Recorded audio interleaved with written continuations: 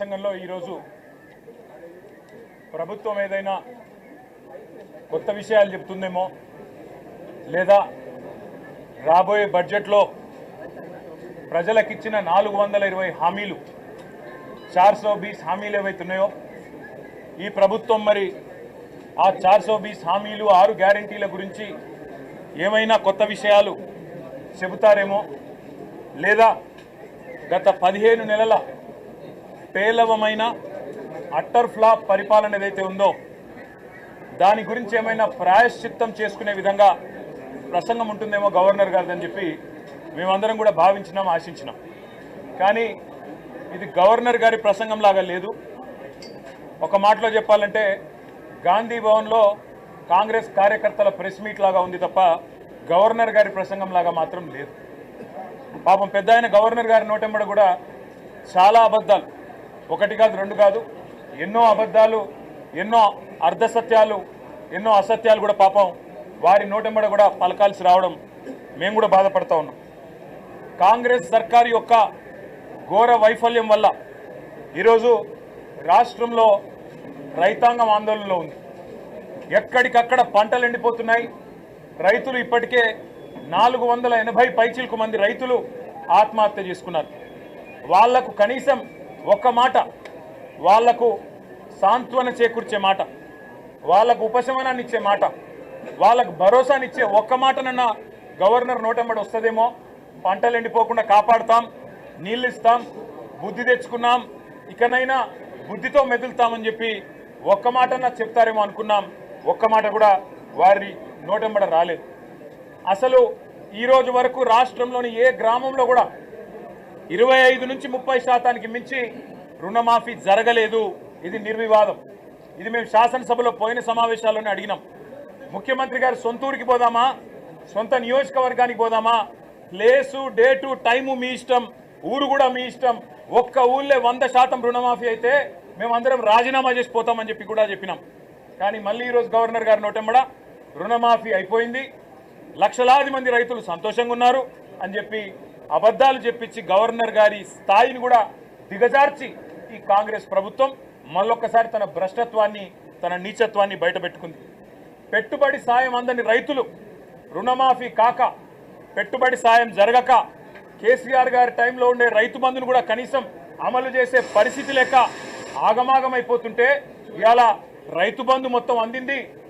అది మాత్రమే కాకుండా రైతు కూలీలకు కూడా సాయం చేస్తున్నామని చెప్పి గవర్నర్ గారి నోటెంబడ ఇవాళ అబద్ధాలు చెప్పించడం అంటే గవర్నర్ గారికి కూడా అవమానం. ఇది వారు కూడా గుర్తించాలని చెప్పి కూడా మేము కోరుతా ఉన్నాం. సాగునీటి సంక్షోభం రోజు రోజుకు తీవ్రమవుతా ఉంది. కేవలం కేసీఆర్ గారి మీద గుడ్డి ద్వేషంతో, మా పార్టీ మీద గుడ్డి కోపంతో అక్కడ మేడిగడ్డను రిపేర్ చేయకుండా 15 నెలలు ఎండబెట్టడం వల్ల ఇవాళ మొత్తం గోదావరి పరివాహక ప్రాంతంలో ఎండిపోతున్న ప్రతి ఎకరా పంటకు బాధ్యత తీసుకోవాల్సింది రేవంత్ రెడ్డి అనే ఈ ముఖ్యమంత్రి. రేవంత్ రెడ్డి అనే చేతగాని ముఖ్యమంత్రి వల్ల ఈరోజు రాష్ట్రంలో లక్షలాది ఎకరాల్లో పంటలు ఎండిపోతుంటే, ఆ పంట ఎండిపోయి అవస్థలు పడుతున్న రైతులు, తమ పొలాన్ని నిప్పు పెట్టుకుంటున్న రైతులు, తమ పొలంలో ఇలా గొర్రెలను మేకలను మేపుతున్న రైతులు వాళ్ళు ఎదురు చూసిండ్రు గవర్నర్ గారి ప్రసంగం నుంచి. ఒక్క మాటన్న వస్తుందేమో, మేము పంటలను ఎండిపోకుండా కాపాడుతాం, మేమున్నాం, ఈ ప్రభుత్వం భరోసా ఇస్తున్నది, మీకు రిపేర్ చేస్తాం మేడిగడ్డను, ఇన్ని రోజులు కేసీఆర్ గారి మీద గుడ్డి కోపంతో తప్పు చేసినాం అని ప్రాయశ్చిత్తం చేసుకుంటారు అనుకున్నాం. ఆ సోయి కూడా ఈ ప్రభుత్వానికి లేదు. కనీసం ఒక్క మాట మాత్రంగా కూడా ఎండుతున్న పంటలు, సాగునీటి సంక్షోభం, 480 మంది రైతుల ఆత్మహత్యలు, వాటి గురించి ఒక్క మాట కూడా మాట్లాడకపోవడం అంటే రేవంత్ రెడ్డి ప్రభుత్వం యొక్క ప్రాధాన్యతలు ఎట్లా ఉన్నాయో దీన్ని బట్టే అర్థం చేసుకోవచ్చు. ఇవాళ భారతదేశంలో బహుశా ఏ రాష్ట్ర సెక్రటేరియట్లో జరగని అత్యంత ఘోరమైన నీచమైన పరిస్థితి మన రాష్ట్ర సెక్రటేరియట్లో జరిగింది. 20% కమిషన్ ఇయ్యందే ఇక్కడ బిల్లులు వస్తలేవని చెప్పి కాంట్రాక్టర్లు ఆర్థిక శాఖ మంత్రి, ఉప ముఖ్యమంత్రి గారి ఛాంబర్ ముంగట ధర్నా చేసే పరిస్థితి రాష్ట్రంలో బహుశా ఎన్నడూ కూడా గతంలో లేదు. మరి భారతదేశంలో కూడా బహుశా ఎక్కడా లేదని నేను అనుకుంటా ఉన్నా. ఇవాళ 20% కమిషన్ తప్ప విజన్ లేని ప్రభుత్వం ఇది. ఈ విజన్ ఉంది, ఆ విజన్ ఉంది, ఏఐ, డేటా సైన్సెస్ అని పెద్ద పెద్ద మాటలు. విజన్ లేదు, మన్ను లేదు, కమిషన్ తప్ప.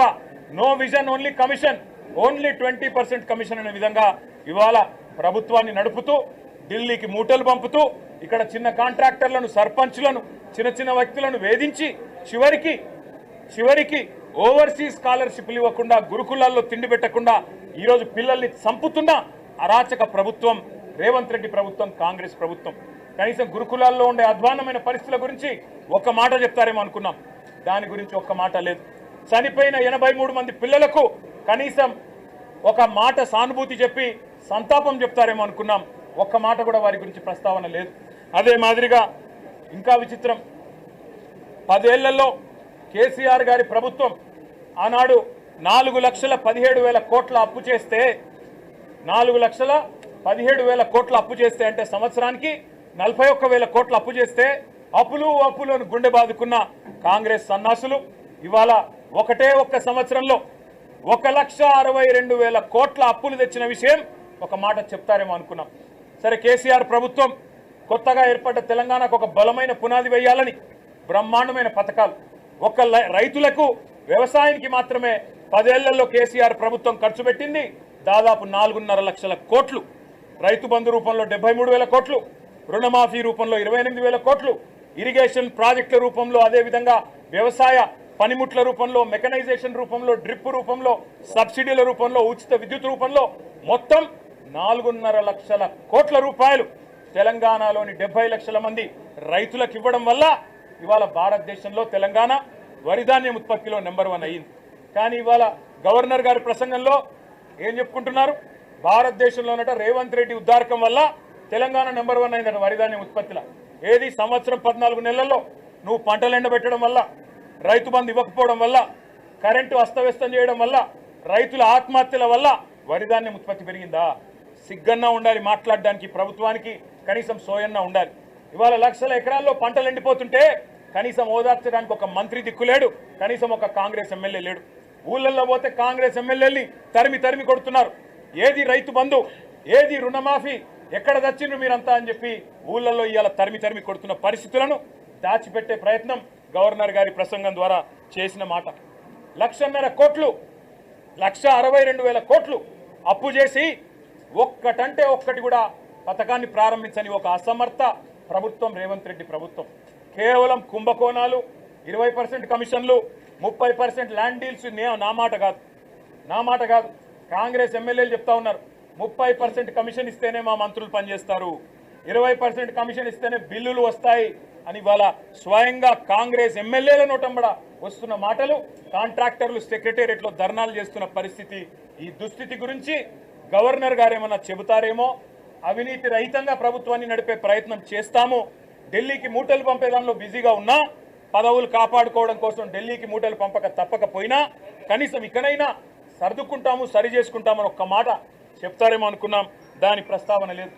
ఒక్క గ్యారంటీ లేకుండా, ఒక్క గ్యారంటీ అమలు చేయకుండా, 420 హామీల్లో కనీసం ఒక్క హామీ అమలు చేయకుండా, ఇవాళ ఒక్క కొత్త ప్రాజెక్టుకు ఇటుక కూడా పెట్టకుండా 1,62,000 కోట్ల అప్పు చేసినందుకు గవర్నర్ గారు ఏమైనా మందలిస్తారేమో రేవంత్ రెడ్డి గారిని అనుకుంటే, మరి అక్కడ కూడా గాంధీ భవన్లో ఒక కార్యకర్త చేసే ప్రసంగం లాగా ఇవాళ గవర్నర్ గారి ప్రసంగం సాగింది. ఒక మాటలో చెప్పాలంటే తెలంగాణలో మా పిల్లలకు అర్థమైంది నేను చెప్తే. ఈరోజు నిజానికి తెలంగాణలో ఉన్న పరిస్థితికి సావుడప్పు కొట్టాలి, కానీ పెళ్లిలో డీజే కొడతారు చూడు, ఆ డీజే కొట్టినట్టు ఈ ప్రసంగం డబ్బా కొడుతూ గవర్నర్ గారు ఇవాళ రేవంత్ రెడ్డి ప్రభుత్వం ఏదో ఉద్ధరించింది. ఏం ఉద్ధరించింది, ఎవరిని ఉద్ధరించింది? నేను ఒక్క మాట అడుగుతా ఉన్నా. దావోస్లో 1,79,000 కోట్ల ఇన్వెస్ట్మెంట్లు అని గవర్నర్ గారు నోటంబడం మళ్ళొక్కసారి పచ్చి అబద్ధం చెప్పించారు. పోయిన సంవత్సరం మీరు చెప్పిన 40,000 కోట్లలో 40 పైసలు వచ్చినాయా? దమ్ముంటే రేపు ప్రభుత్వం శ్వేతపత్రం ప్రవేశపెట్టాలని చెప్పి మేము డిమాండ్ చేస్తా ఉన్నాం బడ్జెట్ సమావేశాల్లో. పోయిన సంవత్సరం జనవరి 2024లో మీరు చెప్పిన 40,000 కోట్ల పెట్టుబడులు దావోస్ నుంచి 40 పైసలన్న వచ్చినాయా? దమ్ముంటే, ముఖ్యమంత్రికి చిత్తశుద్ధి ఉంటే ప్రవేశపెట్టండి శ్వేతపత్రం. మీ అన్నదమ్ములతో మీరు కుదుర్చుకున్న కాంట్రాక్టులు కాదు. స్వచ్ఛ బయో అనే కంపెనీ పెట్టి అనుముల జగదీష్ రెడ్డి అని రేవంత్ రెడ్డి గారి సోదరుడే 1000 కోట్ల పెట్టుబడి పెడుతున్నట్టు బిల్డప్లు ఇవ్వడం కాదు ఇవాళ పెట్టుబడులు తేవడం అంటే. ఇవాళ తెలంగాణ నుంచి పెట్టుబడులు తరలిపోతున్నాయి, ఇది వాస్తవం. కేయిన్స్ అనే సంస్థ మేము ఆనాడు కష్టపడి మైసూరు నుంచి పట్టుకొస్తే 3,700 కోట్ల పెట్టుబడి ఇవాళ సెమీ కండక్టర్ పరిశ్రమ గుజరాత్కు తరలిపోయింది, దొలేరాలో పెట్టుబడి పెట్టింది. కార్నింగ్ అనే పరిశ్రమ 1000 కోట్ల పరిశ్రమ మేము ఆనాడు పట్టుకొస్తే ఈరోజు తమిళనాడుకు పోయింది ఆ పరిశ్రమ, చెన్నైలో పెడతా ఉన్నారు. అదేవిధంగా ప్రీమియం ఎనర్జీ అనే కంపెనీ 1700 కోట్ల పెట్టుబడి సోలార్ కంపెనీ ఇవాళ ఆంధ్రప్రదేశ్కి తరలిపోయింది. వాస్తవాలు ఇట్లా ఉంటే 1,79,000 కోట్ల పెట్టుబడులు, 1,79,000 కాదు కదా, 1,79,000 కోట్లు కాదు కదా. ఈ ప్రభుత్వం ఎంత అసమర్థ ప్రభుత్వం అంటే కొత్తగా ఒకరు కూడా పెట్టుబడి పెట్టడానికి ముందుకొచ్చే పరిస్థితి లేదు. వీళ్ళ ఆర్ఆర్ ట్యాక్సులు, వీళ్ళ కమిషన్లు, వీళ్ళ దాడికి తట్టుకోలేక నిర్మాణ రంగం కుదేలైపోయింది. రియల్ ఎస్టేట్ మొత్తం అస్తవ్యస్తం అయిపోయింది. ఇప్పటికే నిర్మాణ రంగం పూర్తి స్థాయిలో పడిపోయిన పరిస్థితి. ఇంకోవైపు ప్రభుత్వమే స్వయంగా చెప్తా ఉంది ఇప్పటి వరకు తమ ఫిస్కల్ టార్గెట్లు రీచ్ కావడం లేదని బడ్జెట్లో కూడా చెప్తారని అనుకుంటా ఉన్నాం. కాబట్టి పరిస్థితి ఏమో ఇట్లా ఉంటే ప్రతి పదం గవర్నర్ గారితో ఈరోజు చెప్పించింది అబద్ధం, ప్రతి మాట ఈరోజు గవర్నర్ గారి నోటెంబడ వచ్చింది అసత్యం, ప్రతి వాక్యం పచ్చి మోసం. మరి మోసం చేసింది ఇవాళ తెలంగాణ ప్రజల్ని మాత్రమే కాదు, గవర్నర్ గారిని కూడా ఈ రాష్ట్ర ప్రభుత్వం మోసం చేసింది, గవర్నర్ గారిని కూడా అవమానించింది. ఇంకొక మాటలో చెప్పాలి అంటే దశ దిశ ఏదీ లేని కేవలం ఒక డబ్బాలో గులకరాళ్ళే చూపితే ఎట్లా అయితే సౌండ్ వస్తుందో అట్లాంటి అది పరిస్థితి తప్ప ఇంకొక మాట కూడా లేదు. ఇంకా దారుణమైన మాట, బీసీలను కులగణన పేరుతో వంచి అవమానించి, ఈ మాట మేమనలేదు, ఒక కాంగ్రెస్ ఎమ్మెల్సీ గారంటే ఆయనను కూడా సస్పెండ్ చేసి పారేసినారు. మీరు ఎట్లా తగ్గిస్తారయ్యా? కేసీఆర్ గారి ప్రభుత్వం ఉన్నప్పుడు సమగ్ర కుటుంబ సర్వేలో ఆనాడు 56% ఉన్న బీసీలు ఈరోజు 46 ఎట్లయితారని చెప్పి ఒక ఎమ్మెల్సీ గారు అడిగితే ఆయనను తీసుకుపోయి పార్టీలను సస్పెండ్ చేస్తారు.